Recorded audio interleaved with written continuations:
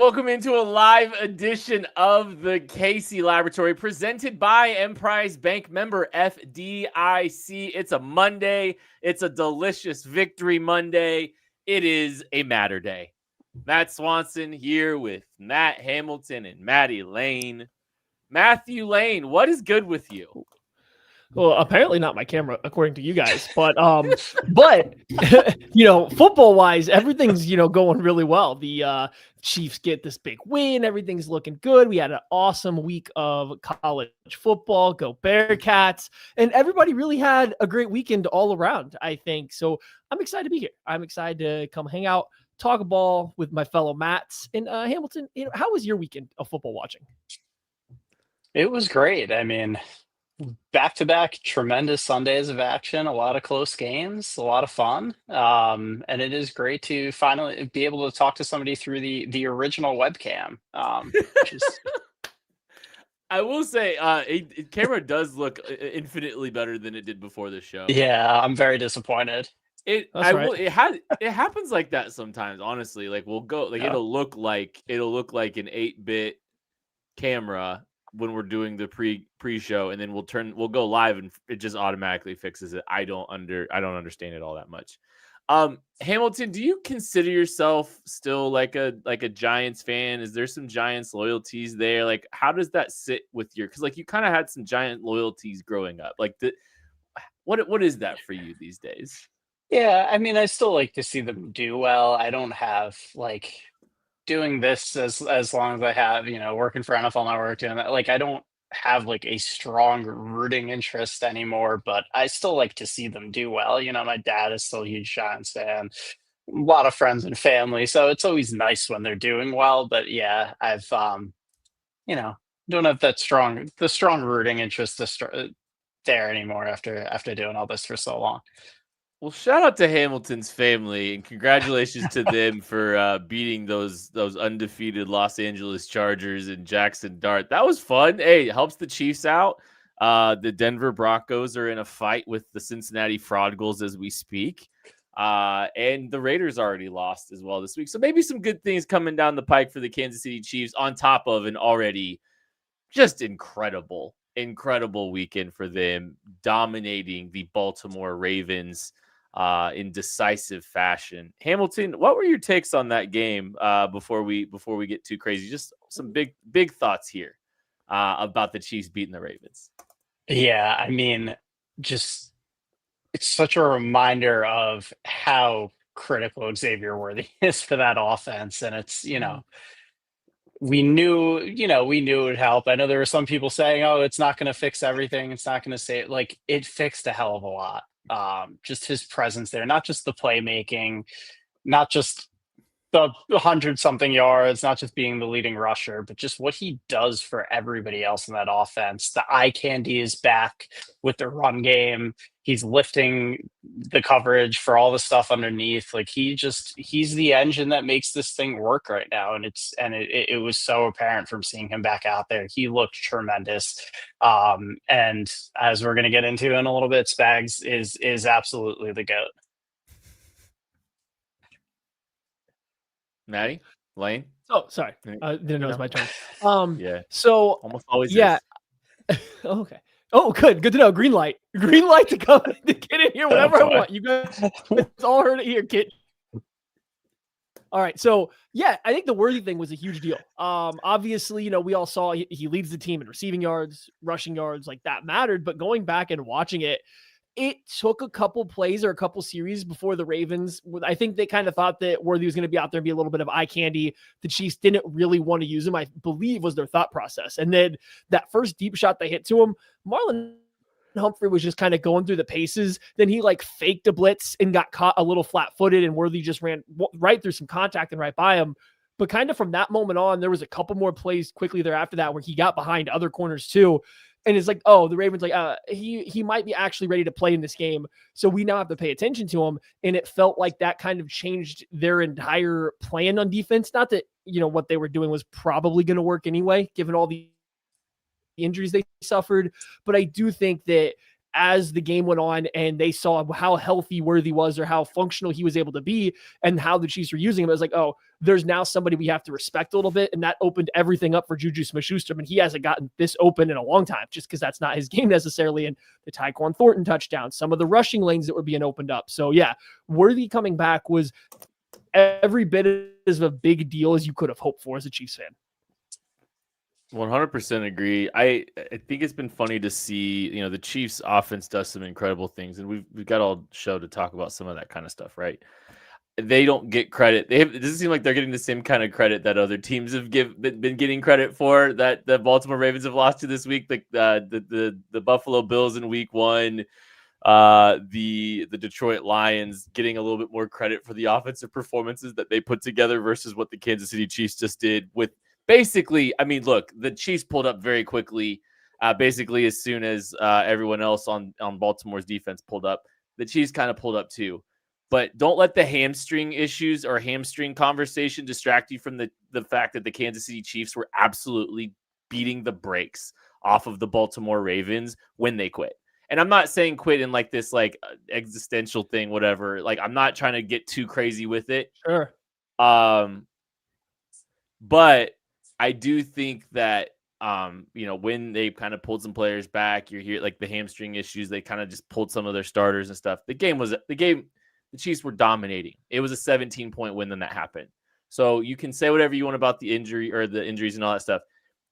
The Chiefs dominated that team. They were dominating that team, and then they let off the gas pedal because they were up so big.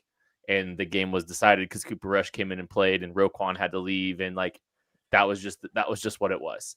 I keep that energy. Please keep that energy. Well, listen, the game functionally ended when it was, I believe, the Ravens' third drive. It was after the interception. It was the next drive. They had the 2 false start penalties, and they got kind of backed up to second and really long. And I had said, like in our Discord, because I was hanging out on there, we were playing, Lamar is either about to really quiet this Chiefs crowd, and we're about to get a game, or he is going to make one of the Lamar kind of panic plays that kind of plague what he does in high leverage situations. I know there's people in the national media that love Lamar Jackson. He's obviously a super talented player. You can't tell me in the biggest games he doesn't have a knack for making some of the silliest turnovers or bad plays. What is it? He has one of the worst intentional groundings you're ever going to see, where he just refuses to get rid of the ball at any point in time until he just throws it 3 feet ahead of him out of bounds and takes, that intentional grounding, and they obviously have to punt after that. Chiefs go down and scored their first touchdown in the game. But like, it was kind of at that point, you could just tell everything the Chiefs were doing on both sides of the ball was working. You had gotten the Ravens offense, specifically Lamar Jackson, was just uncomfortable after what happened against the Lions and how this game started. And you could just feel it from that moment on. Like, this was never going to be a close game. Now, it only got worse from there, but you could just tell from that moment it wasn't going to be close because the Ravens didn't have it on that particular day and the Chiefs did. Yeah, and I do love Lamar Jackson. I think he's incredibly talented, but you're right. Something happens to him in these games, and it's almost he tries to do too much and he panics. There were some throws to be made underneath on a few of these plays too that he's just not taking for whatever reason. I think you look at that 4th and 1 play really changed the game, and beyond the idiocy of going 3 by 1, taking Derrick Henry out of the game and not even making the Chiefs have to worry about that. And it was a great blitz from Spags. It was well designed, but if he's looking where he's supposed to look, he's got an easy throw there to Tylan Walls to pick up that 4th down. He doesn't make it.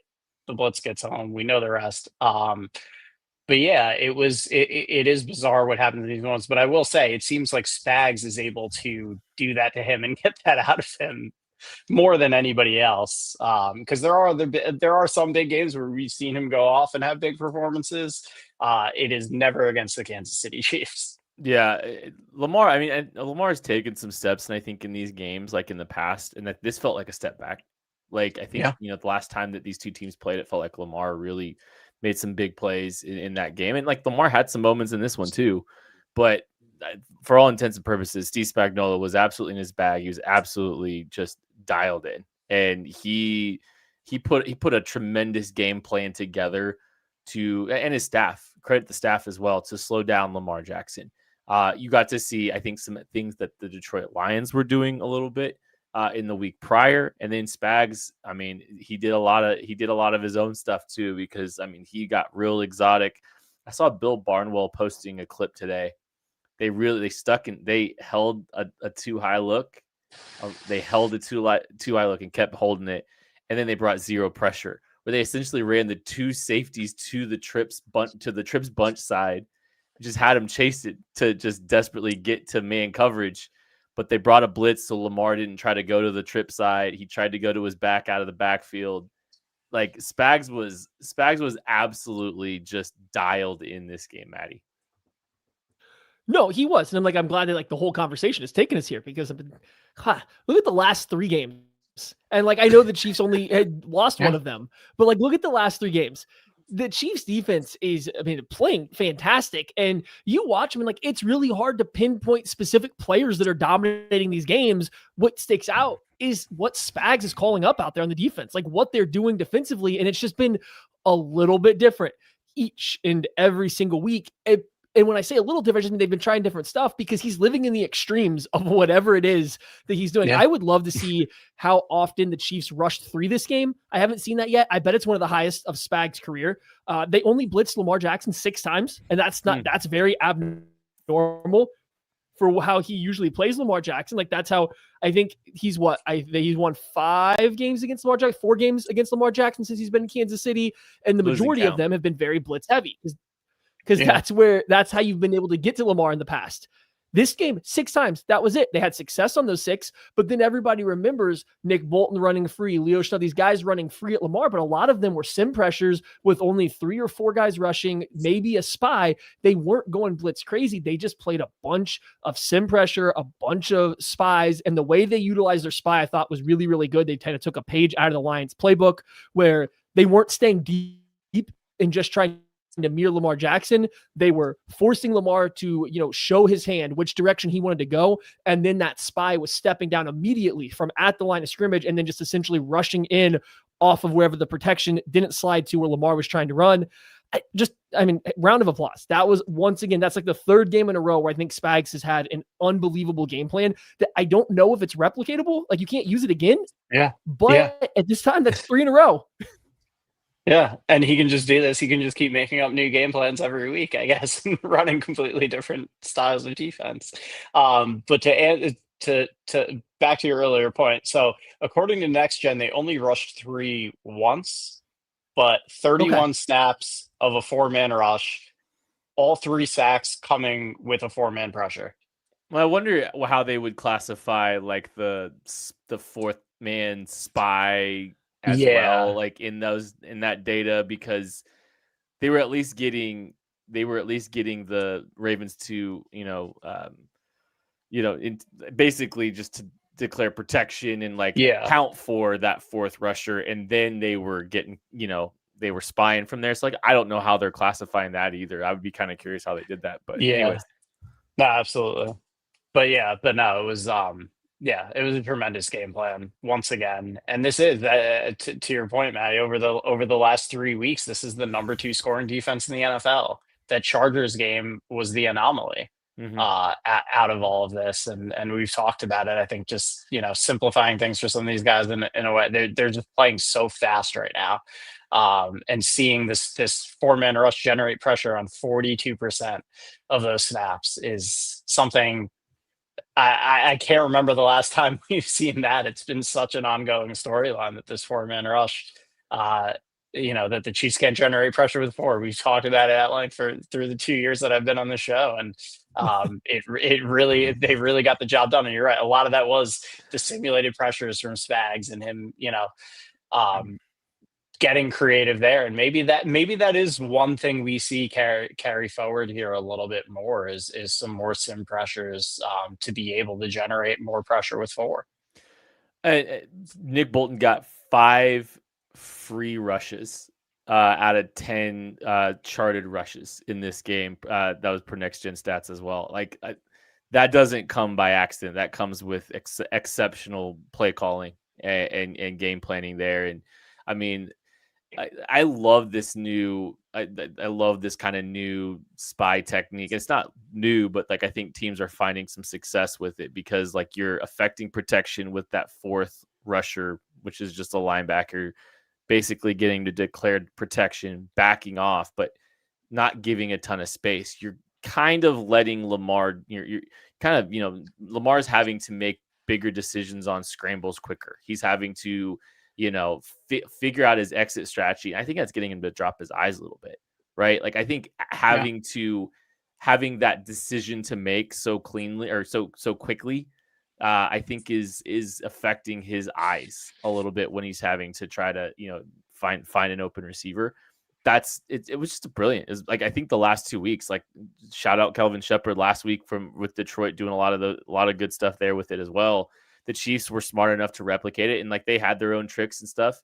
But I mean, they played a great game. Lions, and the Lions did not do it nearly as well. Let's go there too. That's true.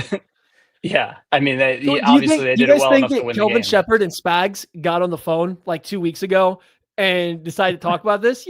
They might have a little bit of a relationship there, those two guys. So you think they sat there and talked about it, heading into, hey, what do we try? Why don't you guys try this? Then we'll perfect it next week. Yeah, it kind of seems like that's what happened.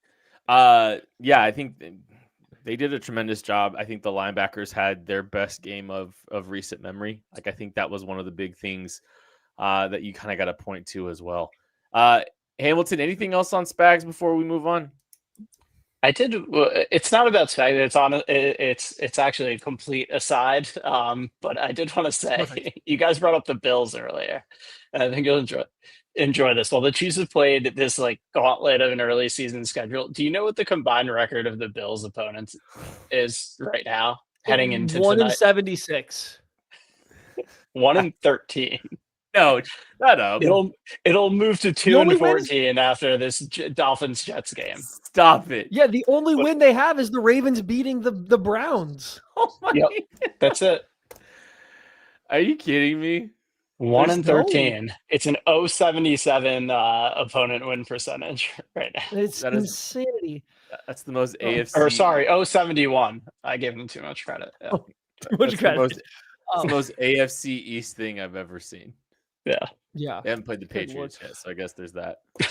Before we move on, I don't know. This kind of comes into play later, but defensively, it's kind of a Spags thing because he's utilizing him more. But it's kind of his defense as a whole. Noel Williams getting more and more reps out there, and it's looking pretty good. Now, I watch him, and I still get a little worried anytime he has to turn and run. Like he's not the fastest guy, and he's still kind of has a college mindset with like, I can catch you, hit you no matter where we are on the field. And then I can just kind of stay attached to you. Cause in college, the illegal contact rules are a little bit different. You can just quite literally stand in front of somebody and make them have to go around you. Can't quite do that in the NFL the same. So I do get a little worried when he's like on an island, but when the Chiefs protect him with one of their safeties over the top and they just let him go play press and beat guys up at the line of scrimmage, it works really well. And I said it in the post game, he's kind of like a rotational cornerback, right? Like you just throw him in there to go beat guys up at the line of scrimmage on passing downs, to play physical, especially if you can put him out there on the boundary, like the short side of the field, let him throw hands a little bit, rough up a bigger wide receiver. It's kind of what the Chiefs did with when they were cycling corners a couple of years back with Jalen Watson and Joshua Williams. Williams being the better athlete, they just put him out there to beat guys up, and then Watson would come in so they could run their exotic stuff. So they didn't want Joshua Williams doing that, right? Noel Williams kind of feels like he's in the same boat, but he's looked really good doing it. Just keep the hands down, less punches to the neck, more to the chest, and we'll be good to go. But like he's looked really good. He was targeted twice, gave up no receptions. Like I don't know. He's just worth keeping an eye on because I think they're utilizing him more and more as the year's going on. And I couldn't be more impressed with what he's shown so far. And I loved his college tape in doing the work on him pre-draft and after the draft. And I wasn't sure how they would use him this year. I saw this as more of like a long-term play, but seeing him step in there, his roles increased week after week. I mean, seeing him defend Mark Andrews the way he did on that one play, he was super, super impressive. And as he said, there's stuff he's got to clean up. But I think this is another Veach steal of the pick with one of these DBs in the mid rounds. Yeah, massive potential win for the Chiefs if you're looking at the outlook of the cornerback position. If they're able to continue to get what they're getting out of Noel Williams right now, he's been so much fun to watch and fits the arc of players that the Chiefs have had success with. Like even Legarius, maybe not the same athlete as Legarius, but from a physicality perspective too. Like Legarius had some of that with his, early career in Kansas City, was that physicality at the line of scrimmage and like something that he kind of mastered as it went on. And Noel Williams as well on his way. And by the way, tremendous ball skills. He hasn't really had too much of a chance to show. He's had a few moments where he's played the ball and challenged it, but maybe not been able to, finish with the ball. But man, there's a lot to be excited about there from Noel Williams. Calling all Chiefs fans, you could be on the field at the 50-yard line inside GEHA Field for the official coin toss at a Chiefs home game this season. Visit Chiefs.com/GEHA now and enter to win a chance to be on the field for a once-in-a-lifetime view of the pregame coin toss. Plus, you can score other exclusive prizes. Enter for a chance to win at Chiefs.com/GEHA. GEHA is the proud partner of the Kansas City Chiefs. We're going to take a break. We'll be back right after this. My name is Terrell Jolly. A lot of people call me TJ, founder and CEO of Integrity Capital Management. So Integrity Capital Management originally started out as a property management firm, but we slowly transitioned to what is described as an incremental development firm that's focused on situational housing. I know most people say affordable, but we believe in creating housing for people that are actually in need and built to the end user. I believe everyone needs a home because when you have home, you have hope. The reality is that when you're building a business, one thing you don't think about is like what a true banking relationship means. And, I had the honor and privilege of meeting Debbie early on in my career when I was just trying to get going. And as a small business, it's really challenging at times because people don't understand the concept or not believe the longevity because you're just getting started. But Debbie was willing to take a chance on me, be patient with me. I almost look at it like a grassroots initiative. She's seen and believe what I'm about. Anybody that's really true about their business and want to get some things done, I would definitely trust hands down Emprise because Deb's team, along with Aaron and Jackie and all the amazing people that work behind the scenes, even from the treasury side, I would say, hey, give them an opportunity because you won't be disappointed and you will actually be in hands that actually somebody care and that will see you from start to finish.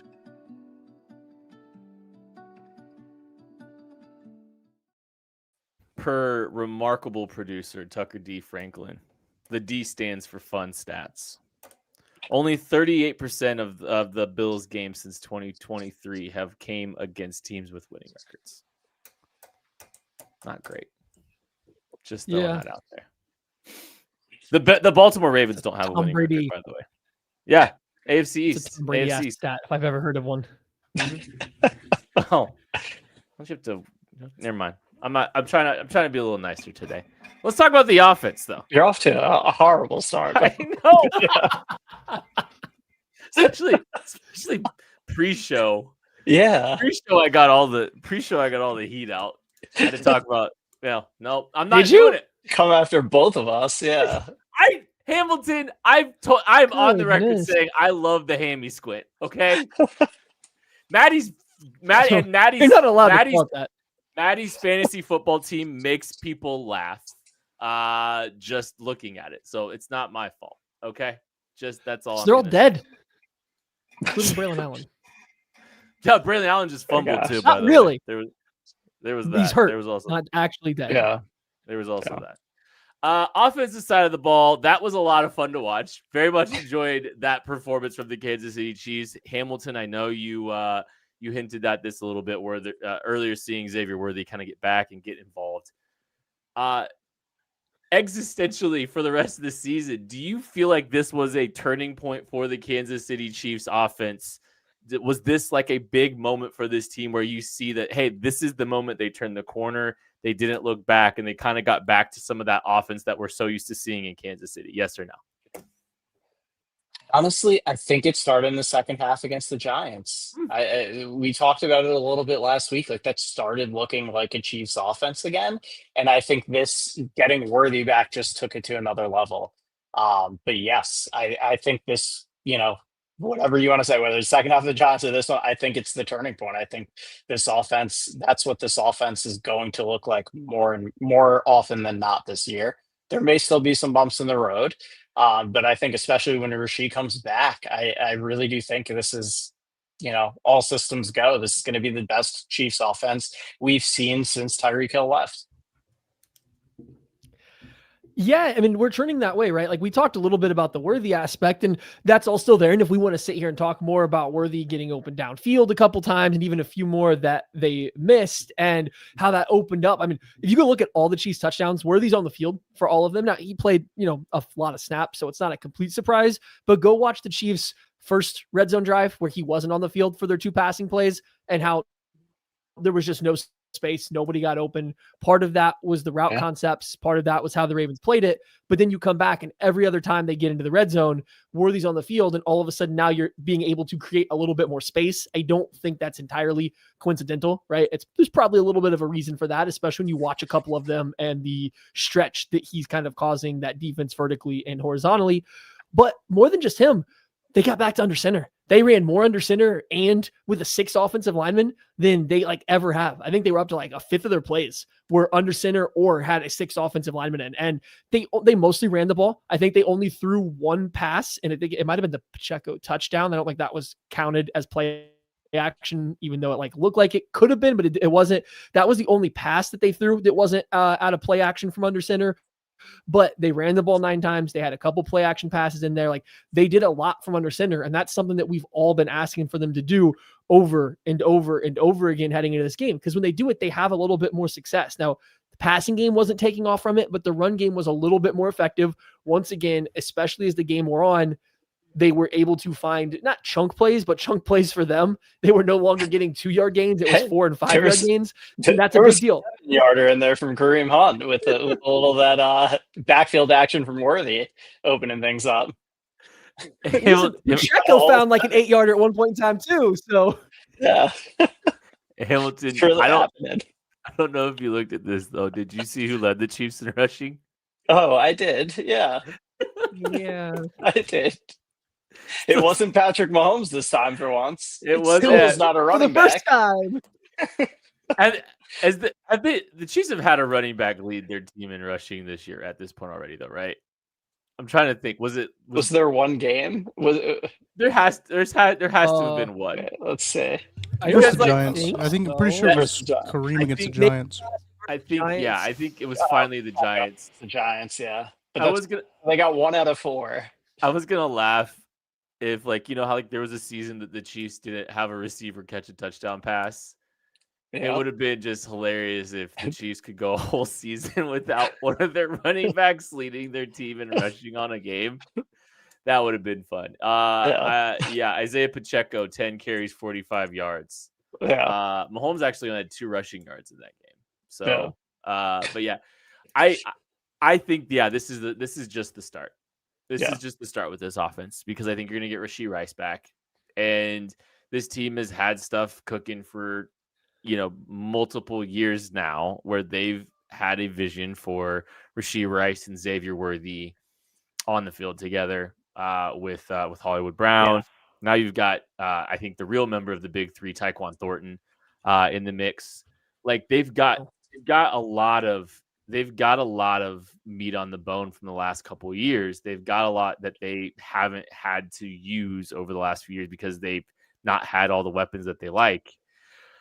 And now you're gonna get the complement of players together for the first time, 3 weeks from now, 3 games from now. You're gonna have that full reveal of this thing, and it's hard not to get excited. And I did think, Tyquan Thornton's I think one of the bigger, significant. He's made an impact, right? But looking at last week's offense against the Ravens, I mean, you're basically talking a very similar group of skill players from 2024, but with better or a different offensive line, right? Better tackle play, right? I mean, we can talk back and forth on Rashard Smith's a little different. Yeah, Tyquan Thornton's a little bit different, right? But I think your core players and look at the players that were getting the a lot of the targets in this game, right? It's still the Juju show. It's still Travis Kelce. It's still, Xavier Worthy. It's a lot of those players, but they found some things and they showed some things. The confidence in the offensive line was big. And I think that's what's so encouraging is like, there is some similarities in some very, the Venn diagram is pretty strong, I think, when you're looking at this year's team versus last year's team from a personnel perspective when it comes to the skill players. You're seeing the effects of that good offensive line, and the confidence in that offensive line seems different. And now you're just getting to start to see these skill players getting involved a little bit. And I think that's the thing that's getting me so excited. Yeah, and I mean, I would still love to see a little. Oh, sorry. I still would love to see a little less Kareem Hunt. If there's, I like seeing Brashard Smith out there more, even though he told, Andy told Chris Collinsworth that it wouldn't happen. We saw it a little bit. There's some good things out of him. There's still, this running back thing is still something that I think needs to be addressed. If there's one thing to pick at, it's that. But yeah, and I do think these skill players, this is an upgrade, in the skill positions over what we saw last year for sure, because of the addition of Tyquan Thornton. I don't think it's fluky at all. He's doing the things that made him a second round pick. He's showing that vertical ability, the speed, all of that. And again, they didn't have Rasheed for the bulk of last year, so that's going to be a huge difference maker. And we haven't even seen really Jalen Royals yet either. So I think, at some point we're going to see something significant out of him. So yeah, there's a ton to be excited about. And hey, we didn't even talk about Travis Kelce, who played the best football of the season. What day is it? Yeah, yesterday as well. Yeah. So it feels like it's been 3 days since then, with everything going on. But yeah. Yeah, no, definitely want to talk receivers here in a second, but the running back thing, the hard part with Brashard Smith is they're using him like a little satellite back, right? Like he's not being used as a running back. It's a lot of jet sweeps. And when he is in the backfield, they're like trying to get him out to the sideline because that's where he's at his best. Like I understand it. I would not be upset if he ate into more of Pacheco's touches. Kareem Hunt, while not explosive, he does give you like a center line. Like, he centers the run game a little bit. It's never going to be big plays, and Pacheco's going to probably hit bigger plays than Mr. Kareem Hunt will. But at least with Kareem, you're not gonna take negatives when you don't need to, right? He's gonna do the right thing. He's in short yardage. Like watching it back, I thought the offensive line played really good in pass protection. The run blocking wasn't as good as I was hoping after seeing how bad Baltimore's defensive line was the week before. I thought the offensive line definitely is still struggling in the run game, but they left yards on the ground. The running backs did numerous times, and like that's no surprise. So it would be very fun to have a better running back on this team some point in time this year. Somebody that I don't know. I don't want to say like can be dangerous, just somebody that like matters a little bit, because like right now it's an uphill battle. And the offensive line did play really good. You guys said that. Like, I understand the Ravens' defensive line's really, really hurt right now, but they still have some talented guys. Odafe Owe, David Ojabo is like a very seldomly used rotational guy, but he's around. Mike Green has talent, hasn't really done it in the NFL, but there's talent there. I thought the tackles played really good. The interior had no problem handling the pass rush of the Baltimore Ravens interior. So good by the offensive line. To the running back room. Like the Chiefs offense was really good. So I think it's gonna get swept under the rug, but going back and watching, it's like, it's a struggle to watch all the run plays all the way through because there's not a lot of fun until you get to that worthy reverse. I saw Ted Wynn posting just another really funny outside zone read from Pacheco. Like he had, I got to go find it then. I'm sure it's great. Yeah, it was. Yeah. I mean, at least he didn't turn the wrong way, and Well, he kind of did turn the wrong way. Yeah, no, but I mean, we didn't get any repeats of that Giants game that made Matty so happy. I think that might have been the play I had questions about during the actual broadcast. Like because it was like I'm gonna have to go see the all 22 on that because that just looked like, why are we banging that in there, and why aren't we trying to bounce that outside there? I think it was probably the same play, and it was as bad as I thought it was going to be when that was happening. I know exactly the play you're talking about. Yeah, it horrendous. It was rough. It was rough. But mate, you know what? If they look, we drop an Alvin Kamara into this offense in the second half of the season, especially if you're lining up. I'm dreaming of Tyquan Thornton. Xavier No, he's not Worthy, about to go outside on this play. No way. Tyquan Thornton. Oh, you're watching it now? I know. Oh man. I know. Ted Wynn on social media if you want to go find it. Does this Braylon Allen injury kill the chances of a Brees Hall? Well, I mean, okay. I think to Pacheco's slight defense, since we're doing this live, to Pacheco's slight defense, since we're doing this live, it is under center, and so your aiming point is definitely like your starting aiming point's gonna be a little bit tighter. Like you're aiming off the tackle, so like it's kind of open. There's a lane there to a slight defense, very slight defense. That like I guess I get what he's going for, but boy, like that's a play that you watch that and you really want your running back to see that there's a lot of daylight to the outside. All of the daylight. And I don't even know like what block he's reading that's giving him that key either. Like I tried to do the same thing, like try to give him some credit. And it's like, okay. So when he puts his foot in the ground, there's an alleyway. Like when he puts his foot in the ground, I can understand why he's trying to bang it up because Noah Gray and Jawan Taylor have sealed him an alleyway to get through. So like, I get it. Yeah. The problem is like, if you're looking for all your options here, Kelsey has this man completely turned. Like the only person that can stop you on this play is the guy Kelsey's blocking if you cut it inside. And sure enough, what happens? He cuts it inside and the guy that Kelsey is blocking makes the stop. So add that one and then Kareem Hunt's fourth down run, Kareem Hunt's inability to accelerate while making the tiniest hurdle on that fourth down run. Both of those plays probably should have been touchdown runs. Probably should have been touchdown runs. I think it's worth paying attention to. I think running back makes a ton of sense we've talked about this every week and we're probably going to talk about this every week until the trade deadline. Makes the most sense, man. It just makes the most sense.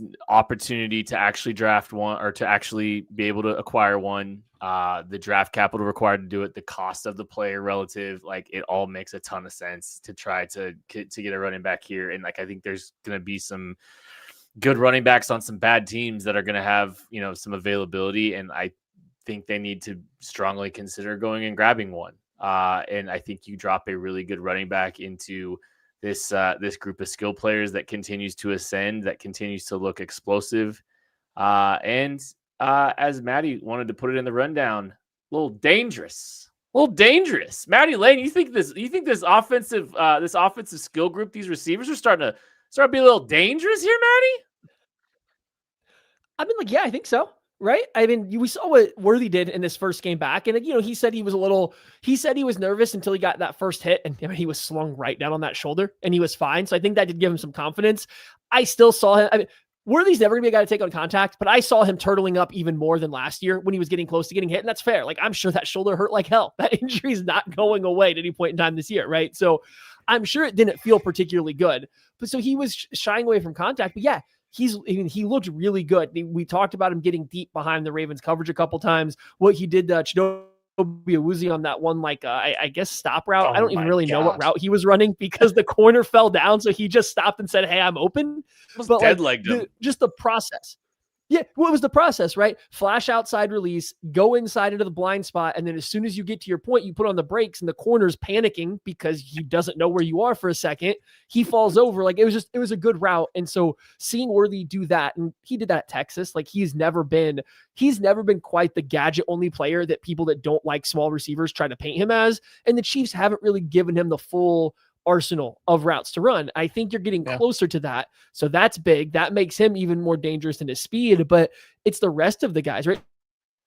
Juju Smith-Schuster's been playing great right now. Like, he's taking advantage of space that's being created by other guys, but he's been excellent over the middle of the field. That's only going to get better when it turns into Rashee Rice, who is probably an even better player than Worthy is at this point, like right now at this moment, right? And then you got on Tyquan Thornton, who his usage was a little funky this game. We got to come back to that in a second, but he adds another element that here's a guy that can beat you deep. The Chiefs are now showing you they're going to use him in the red zone. So like, if you're not paying attention to Thornton in the red zone, he's going to put up points. So, like, it's just, they have a lot of different ways to hurt you in the passing game now, specifically with their receivers, not Kelsey, not the running backs, not Andy Reid just drawing up something, but they have all these different receivers, especially 2 weeks from now when Rice is back, they can hurt you in these different ways. I didn't even mention Hollywood Brown, who doesn't excite me, but like he can be a productive player, right? You can plug him in and he can get open when he needs to get open, especially when you give him good looks. So I don't know. This offense has a little bit more bite to it from the wide receiver room than they've had since Patrick Mahomes took over. Like I understand Tyreek Hill is a different animal altogether,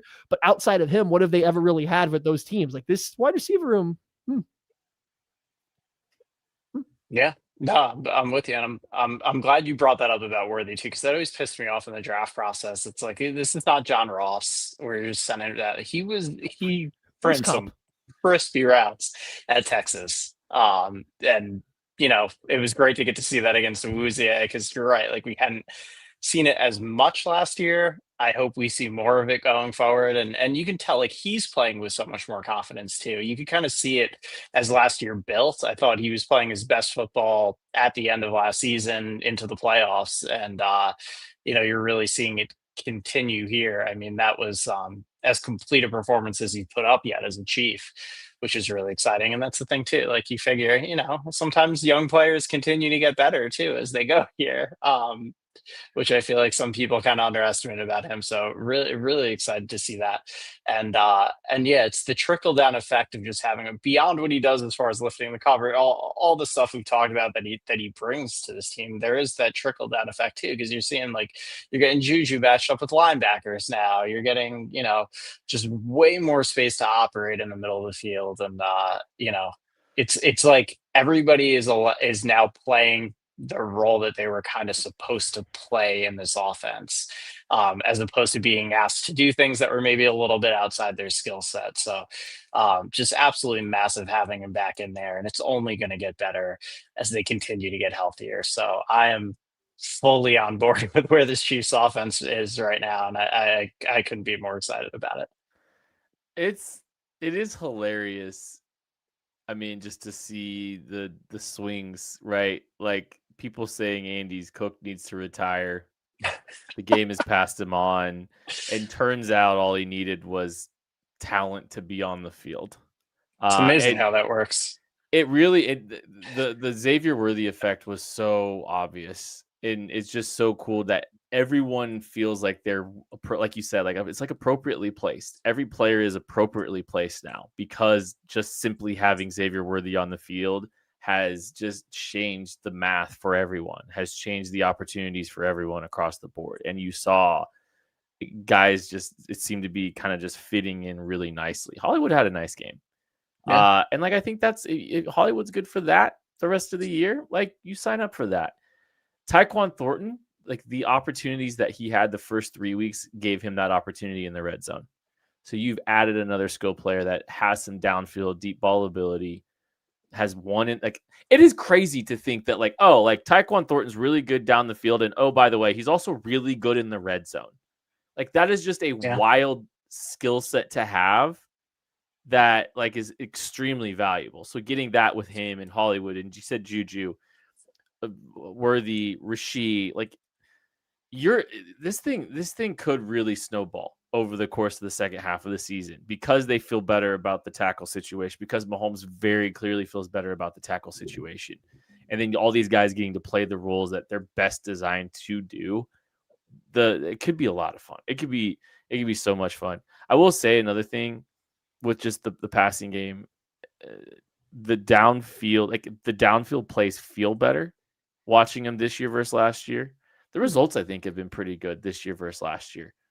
And it does feel like there isn't a level of aggression that's been established with the Chiefs that is creating the threat.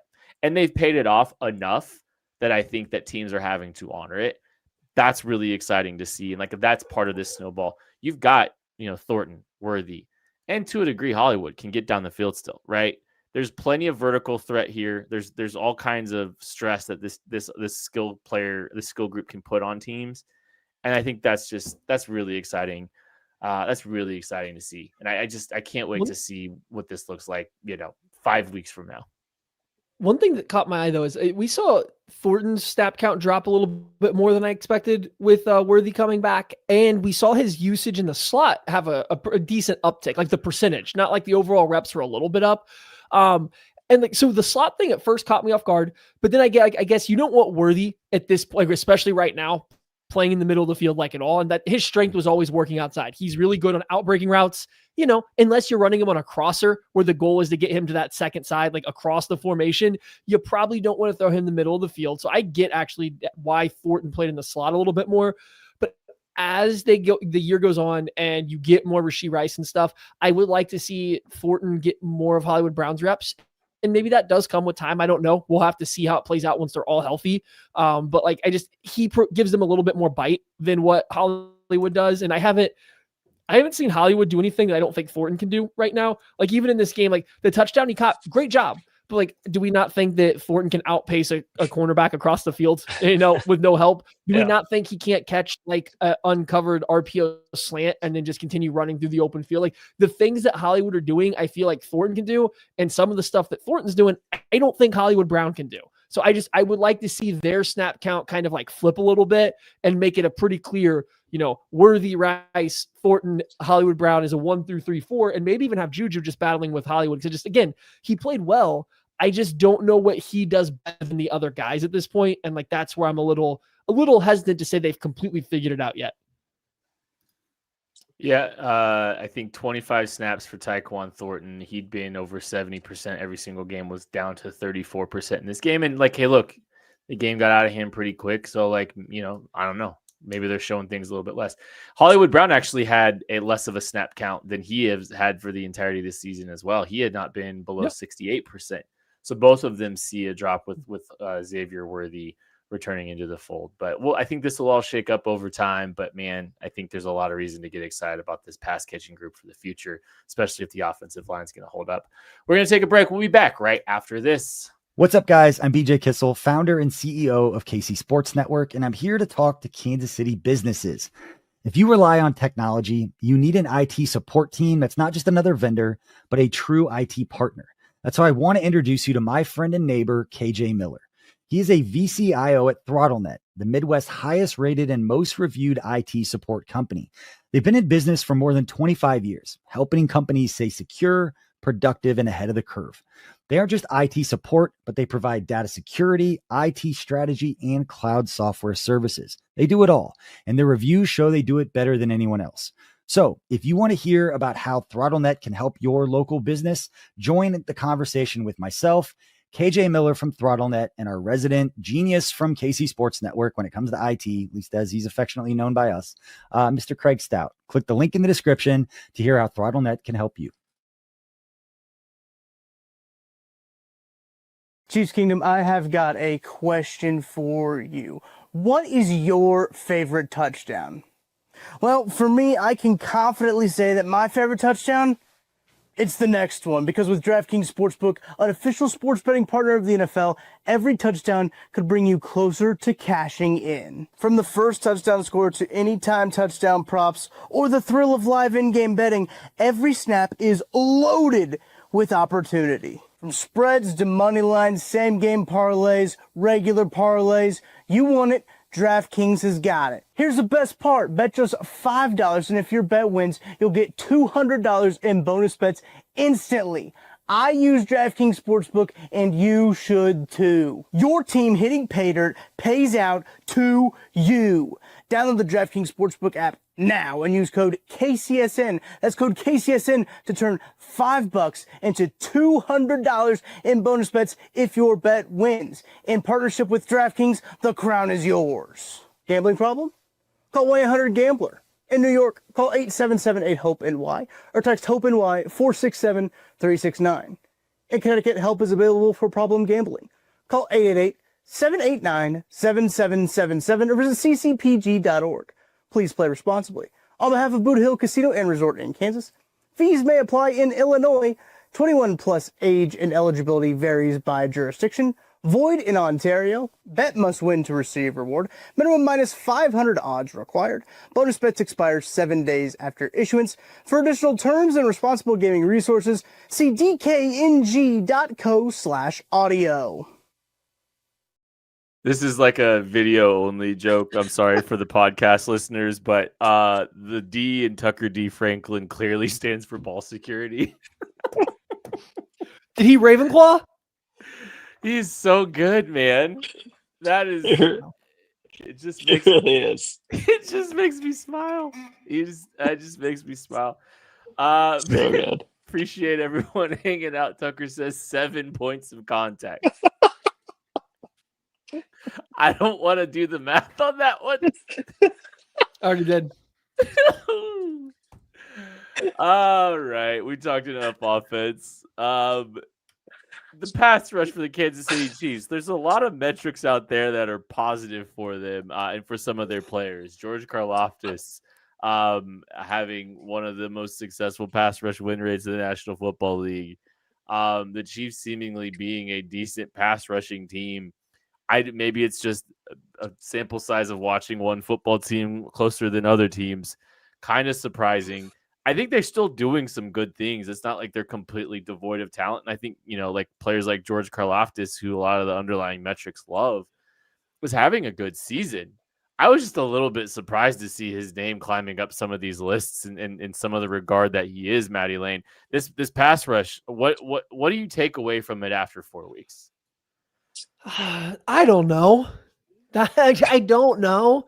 Like, they keep grading out really well in all these metrics. George Karlaftis is racking up pressures. Chris Jones still has a couple reps every game that flash. And like Charles Minihue probably had his best game of the year against the Ravens. Mm-hmm. Like, he had been struggling up to this point and he put some nice reps out there. And so like, I can see why some stuff looks good, but there is no way you could give me 30 guesses that I would ever guess that they are the best 4-man pass rush unit in the NFL in terms of pressure rate, right? Like I would never come to that conclusion. And I think coming into the week, that's what a lot of metrics had them as, and even double checking multiple different stats agencies had them as that. And I can't imagine it's going to get worse than that after what they just did to Baltimore, because that's what they did. They rushed forward and got a fair amount of pressure. So it doesn't match the eye test, but then it comes back to like, okay, is Spags just getting guys good looks? Is the coverage unit behind it just playing so well? And I went and looked, they're dead middle of the pack in time to pressure. So it's not like it's just a bunch of slow pressures, that they're in the middle of the pack in time to pressure according to next gen stats. So, I mean, I don't know, maybe our eyes are just wrong. Maybe this pass rush is really good and we just they don't have flashy winners outside of Chris Jones. Nobody else wins quickly or in like a highlight way, so we don't count it as well. They are pretty bad at converting pressures to sacks on these plays. Like, they're in the bottom, I think, 10 in the NFL in that. So maybe that sticks in the back of our mind. I don't know. It's a weird watch. Yeah, it really is, because you're right. Like, I don't see it with the eye test either. They've definitely been more effective than last year to the eye test, but when you're talking about having, the best pressure percentage in the NFL, it just doesn't feel like it watching these games. But I think this game against Baltimore definitely was a different animal. And as we talked about, like, a lot of that was because of the different looks that Spags is dialing up. And I do wonder, if that is something that the one thing, because we've said, like, it's kind of a different game plan week to week with what Spags is dialing up right now. I do wonder if that's the one thing we do see carry over a little bit more because of how successful it was. And I think that is something that can translate to whoever you're playing. It doesn't matter what they like to do offensively. But yeah, I don't know. I think it is. I think part of it is the marriage of just how good the coverage has been and the front being a little bit better, because there are moments you can think of where, they have forced the quarterback to hold the ball a little bit. And again, like, being at the top in pressure rate in the middle of the pack in time to pressure does kind of lend itself to that a little bit, that the coverage is doing its job and helping out there as well. A couple of things. Like, I think it's just like, it's been kind of surprising to see, right? Like, some of these players and who's getting, like Omar Norman Lott was one of the most disruptive players in the National Football League through 3 weeks. And like that one didn't make a ton of sense. And like some of the George metrics didn't make a ton of sense. Maybe just because it's time to pressure. That's, I think, what's so surprising is like time to pressure. Just like the fact that they're middle of the pack tells me like there's probably we are definitely underserving and under appreciating this pass rush a little bit. So I want to add some clarity to that. I dug deeper. Defensive linemen. If we were to remove Chris Jones, the fastest time to pressure player is George Karlaftis at 2.97 seconds. That would put him at like bottom 3 in the NFL in time to pressure. And then every other defensive lineman not named Chris Jones is 3 seconds or more. So their time to pressure overall is good, but that's a lot of blitzes. That's a lot of linebackers. The defensive line outside of Chris Jones is winning essentially as slow as we kind of think. So that does square up a little bit better. Right, with the eyes, a lot of pressures, but that does, No, that's good to know. Because like that, well, I mean, it had me questioning everything. It's really because like it does feel like you said George would be bottom 3 in the National Football League. So, like, if we were to say if you were to just do defensive linemen, like, and take away Chris Jones, I'm saying the 2.97 second would be bottom 3, like out of all teams. Okay. Now, I can't. It would take me forever through next gen stats right now to boil down every single team to just defensive linemen. I don't have that kind of time on hand while we podcast, but I just wanted to say that defensive linemen are getting pressure slower. Yeah, and I think that feels a little bit more right. Do you guys? I was going to ask you this night. This might be a great place to do it because I've been thinking about this throughout, like just the day, really, and a little bit of yesterday. Let's say the season started with the Chiefs at home against the Philadelphia Eagles, and the Chiefs are sitting here at 2-1. They've just gotten done beating the Baltimore Ravens badly. Do you think you'd feel differently about this season to this point? And I guess my question to you more is like, the Chargers feel like an aberration. Like that Chargers game feels like just like a complete aberration to everything else that we've really seen. And I think the threat of 0-2, the emotions of 0-2 have just clouded a little bit of the perception of this team because like, yeah, they were on the verge of beating the Philadelphia Eagles who ran through the rest of the National Football League this year. Yeah. That's their only loss. It's a 3-point loss. They've come out and taken care of business and put up double-digit victories in the last 2 games, one on the road and one against the Baltimore Ravens. I don't know. I'm just kind of wondering if it's like if that week 1 has just kind of soured our perception a little bit, and maybe we're just as a fan base so unused to or not used to seeing the team struggle the way they did in that first game and that slow of a start, and it just kind of snowballed from there from an emotional perspective. I just kind of wonder if that's where we stand. Like, how do you guys feel about Hamilton? How do you feel about that? Do you feel like maybe just like that Chargers game has just kind of incorrectly calibrated our perception of this team entirely? I do think there is something to that. I think especially because, I think a lot of the national media was waiting to kick the Chiefs and pile on when they were down and they got their opportunity. And I think that clouded a lot of it too, because everybody was making it doom and gloom after that. But you're right. They played the Eagles tougher than anybody has this year. I mean, you go back to, you change one moment in that game, that's a win. There are a couple of moments you can go back to and change, and it's probably a win for Kansas City. But yeah, I do think this has been a very different team since that week 1 game. I think there have been consistent, especially on the defensive side of the ball. The offense struggling the way it did even against Philly and even into that Giants game, I think also contributed to it, which is fair. There were a lot of issues there that, it's all starting to click now, but I think those are fair critiques. But yeah, I do think that Chargers game going the way it did, and I think it being against the Chargers too kind of fed into it, given, the success that they've had against them historically. But it is crazy to look here, and I know it's like it's crazy early to look at the playoff picture, but it is funny to just see, like, after all that, like the Chiefs, they're in a playoff spot if the playoffs started today. But yeah, no, I think I do think it's like it's part of that. The national media just feeds into it, just wanting to kick the Chiefs while they're down, and it just like I think the fans internalized that a little bit, and it led to that panic mode a little bit more, having everybody just pile on and be against you. But yeah, I mean, I think this team is past that point now. We're used to like the offensive stuff because of what happened last year, right? Like they kind of slogged through. It is what it is. We're used to that. If you could remove week 1 against the Chargers, though, and you just got these 3 defensive performances, I think at the end it would be less confusing because you'd think, oh, maybe the defense is just pretty good, right? Like you're like, yeah, they're doing some weird stuff, but you would think that it's just kind of working. What sticks with me right now is from that Chargers game is that was the most traditional, that was the most straightforward, just line up and play defensive approach they've had, and it looked really bad. Now, could be a one-off game. Maybe this team knows that they just won't be able to just line up and play, so they won't really try to get in big games, and that won't matter. So I do think week 1 coming first off the Super Bowl loss with some high hopes this year, just give a little bit of a sour taste, but I just, until we can see them just play a pretty straightforward defensive game plan again on that side of the ball, I don't know. I'm always going to have that game in the back of my mind, I think, as we are. I've also dug a little deeper. Oh no. Guess how many sacks the Chiefs defensive line have in under 3, or pressures, not sacks, pressures they have in under 3 seconds. These are what NFL Next Gen Stats call quick pressures. Guess how many the Chiefs defensive line has in under 3 seconds? 5. Let's go to 10. They have 15. Okay.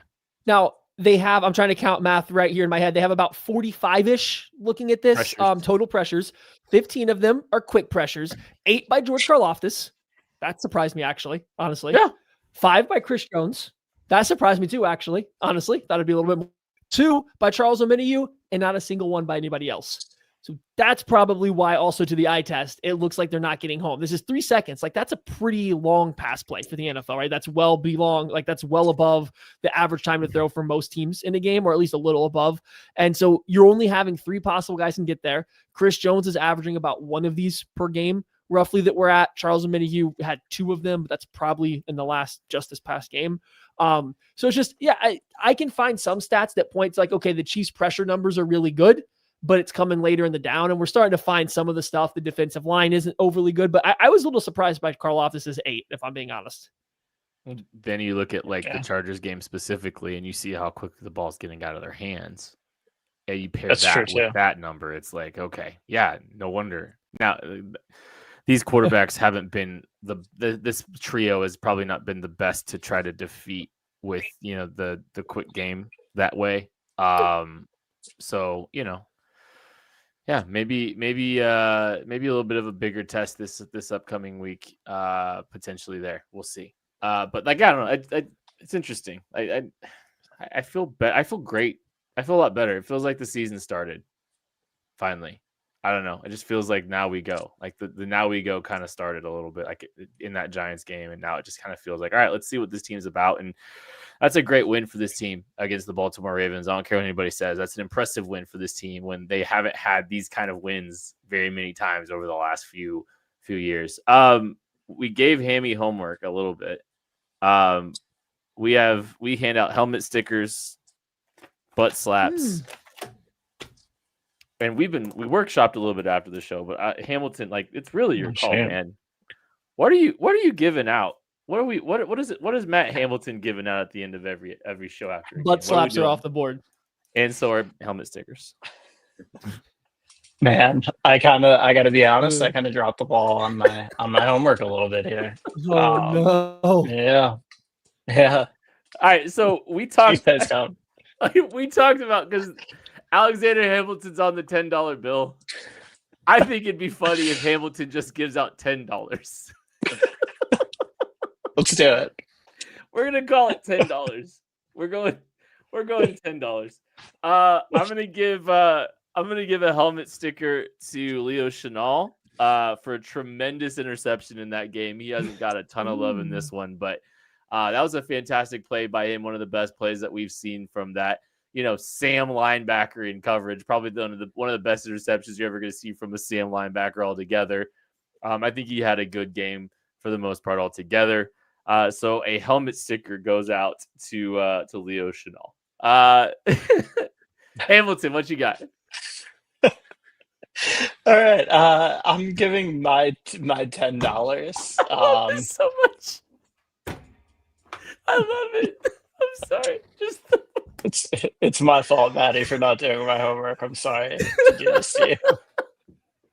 He said this last week, and everybody was on his side, and he just shoved it down our throats here live. No, look, hey, we can change it next week, but I think $10 is hilarious. No, it's canon It's now. just Sorry, Hamilton it's canon. just It's in there. mailing a You gotta crisp just do it. $10 bill to like an To a NFL player would be the multi-millionaire, funniest yeah. thing ever. A crisp Hamilton is what Zach Byers says. I kind of like that. I kind of like a crisp Hamilton. We're gonna keep that one in the bag. Anyways, what you got, Hammy? I mean, I know we've talked about him a bunch. I know it's low hanging fruit, but it's got to be Xavier worthy. I just the way he was just such a game changer for this offense, the energy that he brought, the way he just infused, life into this offense, and backed everybody off Andy Reid's back, everybody off of Patrick Mahomes' back. It's just this was bigger than just the individual performance from him. This was a narrative changing performance for this Chiefs offense. And I think he had so much to do with it.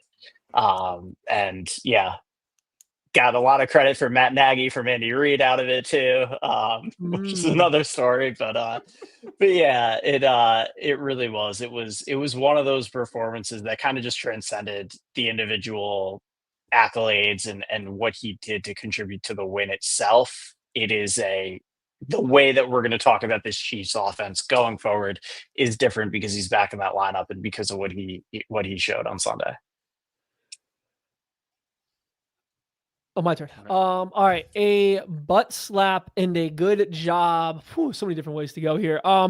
Let's go with Kingsley Suamatia not giving up a single pressure for the, I'm assuming, first time in an NFL game for him. I know it wasn't the biggest challenge given how thin the Baltimore Ravens were on the defensive line, but that's still, this still matters, right? All it takes is just one rep of not being on your A game, and these are professional players. They can do what they do. See Josh Simmons, he played great. He gives up his first sack of the year on a quick set where he just doesn't quite hold it long enough, and it results in a sack. And it's not like it was a terrible play, just didn't go his way. Kingsley didn't have a single one of those in this game. Not a single pressure or not a single sack given up.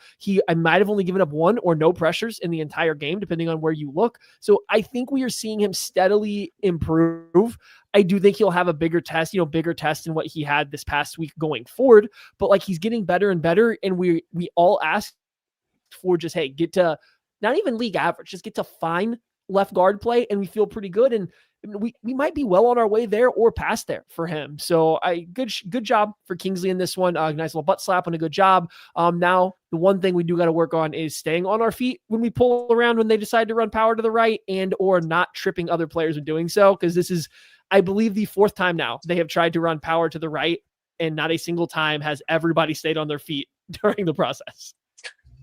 I am glad someone brought up Kingsley because I think he has been a lot better than I think we expected. And I think he's, there's still plenty of work to do, but I think, maybe not high expectations, but the experiment's going well, all things considered, I think. So I think give him more time to develop there. I think good things are going to happen for Kingsley. And I think good on him for continuing to develop, to continue to grow. Cause I think good things are on the horizon for him. That is going to do it for this episode of the KC Laboratory. Thank you all so much for listening, watching, supporting. We love you. We appreciate you. We'll catch you later. Time to go watch this banger of a Monday Night Football game.